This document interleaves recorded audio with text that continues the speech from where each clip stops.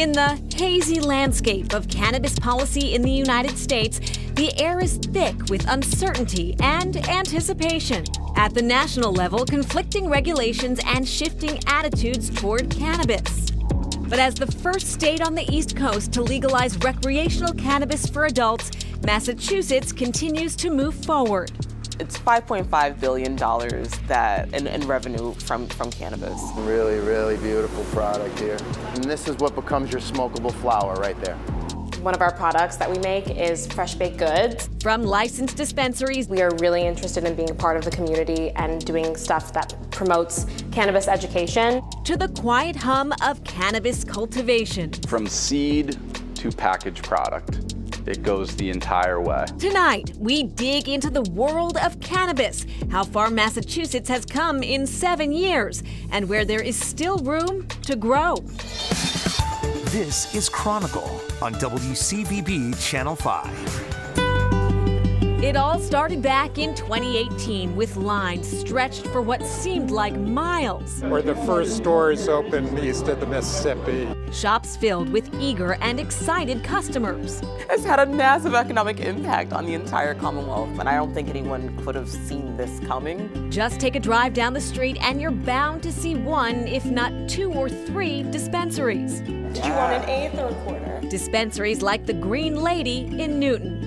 We were in the fertilizer industry and manufactured fertilizers for over 30 years. As my daughters got older, we talked to them about their interest in perhaps continuing the family business, and there wasn't that spark. So cannabis had the spark. Cannabis had the spark. Obviously, I was excited about it. Mother and daughter Nicole and Cleantha Campbell are the force behind the Green Lady, a dispensary that got its start on the tiny island of Nantucket, 30 miles out to sea. We opened in 2019 in Nantucket, and at the time we were the 23rd business to open in the state, and we are certified woman-owned, minority-owned, and we're also family-owned. From high-tech kiosks. Yeah, so this is our self-serve kiosk, so you have all these different options. You can see all of our different products. Yeah, so this would be, if someone really needs guidance, this could help.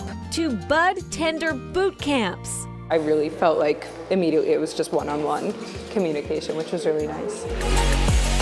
And newly launched educational videos. So one of the things that we have been doing is the YouTube series. The Campbell family hopes this sets the Green Lady a bud above the rest, especially in a time where the price of cannabis in the Bay State has dropped significantly. Things were quite expensive in the beginning, so now you get more for your money, which is a great thing for the average consumer. Acting chair of the Cannabis Control Commission, Ava Concepcion. We have seen that prices have decreased, and that's for a number of different reasons. It's, we have more cultivators now. We have more people who are online, more retailers. At the Nantucket location, all of the products are under the Green Lady umbrella, but in Newton, the flower, the edibles, the vapes, and everything in between come from a variety of small businesses. I'm very selective about what I bring in the store because I don't want anyone coming in here and getting something that they don't like and isn't up to that standard. We really enjoy working with other small family-owned businesses in the state and providing value through our services.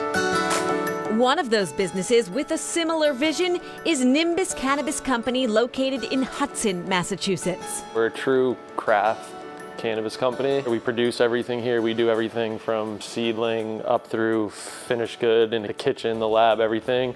Childhood friends Brian Adams and Justin Foley started the company in 2020. We built the state-of-the-art facility as we were growing. We were literally building the airplane as we were flying it. Our whole goal with the brand was creating something that really resonated with the Massachusetts consumer. We took a step inside Hudson Botanical Processing, where Nimbus products are produced.